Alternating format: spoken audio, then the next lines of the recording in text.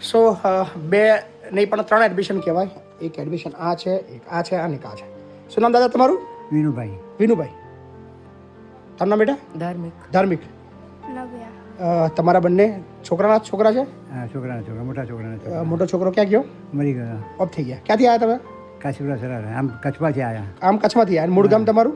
આમ કાશીપુરા સરાર રહીએ. કરજણ, વડોદરા. કરજણ, વડોદરા. ઓકે. તો બેટા શું કરો છો? તો 11માં આવ્યો? હા. અને તો બેટા નવમા. 9માં આવ્યા. તારા પપ્પા એક્સપાયર થઈ ગયા, ભાઈ મમ્મી? નથી આવતી એમ કે મમ્મી નથી આવતી? પિયરમાં છે. પિયરમાં છે. નથી આવતી. કેટલા ટાઈમથી તમે મળ્યા નહીં મમ્મીને? ઘણા વર્ષ થઈ ગયા. કેટલા વર્ષ છે અંદાજે? 9 વર્ષથી મળ્યા જ નહીં?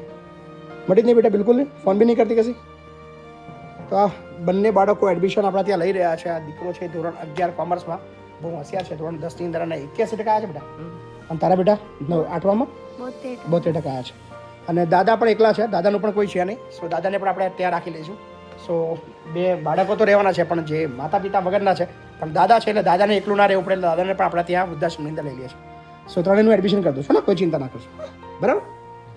સો તમારી આસપાસ કોઈ માતા પિતા વગરના બાળકો હોય, નિરાધાર હોય ને કોઈ દાદા દાદી એકલા કરતા હોય તો એમને ચોક્કસ અહીંયા મોકલી આપજો. Thank you.